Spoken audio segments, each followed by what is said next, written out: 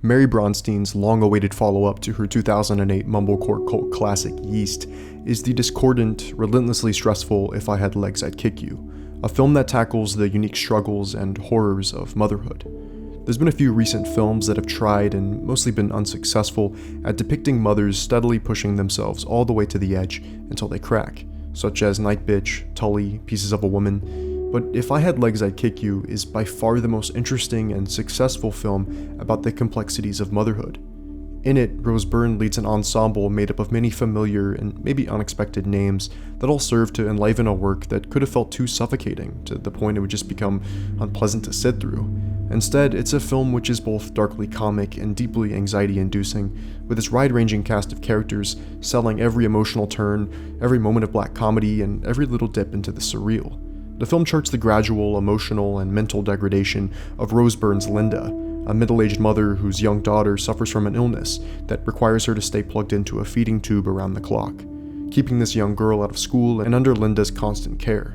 Unable to get well after extended periods of treatment, the program which administers this care for her child has now outlined a plan requiring a substantial weight gain over a very short period of time so that they can finally remove the tube.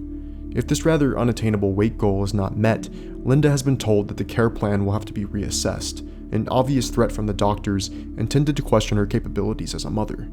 Matters get even worse when a giant hole appears in the ceiling of her apartment, in which floods of water and debris come into her home, leaving her and her child no choice but to temporarily move into a shady motel while awaiting for repairs. All the while, her husband is away for work and has been so for a matter of months, leaving Linda to care for their child entirely alone, while she also juggles her caseload as a working therapist. So Linda is entirely by herself. She has no one, and is also the kind of person who can't really mask her nervous breakdown. She leaves her child unattended while going off to drink and smoke the pain away. She's got these deep, ever-present under-eye bags that are the sign of her utter exhaustion, and she leaves a wake of anger and sadness on nearly everyone and everything she touches. Rose Byrne is a force to watch as this character, her face in extreme close-up in almost every single frame, carefully observing this frenzied live wire of a woman. If I Had Legs is oddly Byrne's first major leading role in a film. She's always been the type of performer to elevate whatever project she's in, whether the role was big or small, and it was magnificent to watch her lead a film, one that's entirely resting on her shoulders.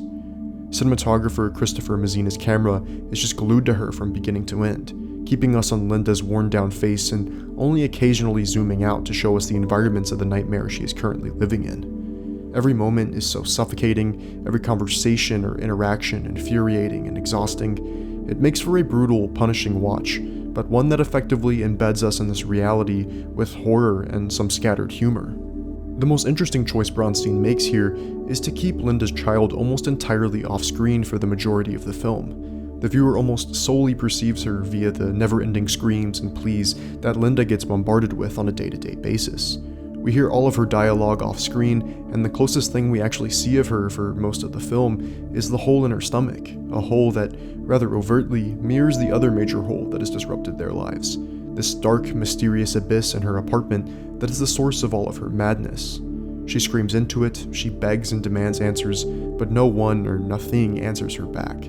There is no way out, no instruction manual to help navigate these many things, just a hole in her apartment getting bigger by the day, and a hole in the stomach of her daughter that she feels entirely helpless in fixing. If I Had Legs I'd Kick You is a pretty hard film to recommend, as your mileage will definitely vary on something this taxing. So much so, I personally could probably never bring myself to watch this one ever again. But regardless, it's incredibly effective at embodying that harsh, unglamorous reality of being a parent. The lack of breathing room, the weight of unfair expectations, the never-ending kicking and screaming. All of the things that take a toll on those who choose to bring new life into this world, packed into one wildly effective film. But it's also a showcase for Rose Byrne, who has given the single best performance I've seen all year long, no question. This is her film, and I hope this performance is able to take her to entirely new heights.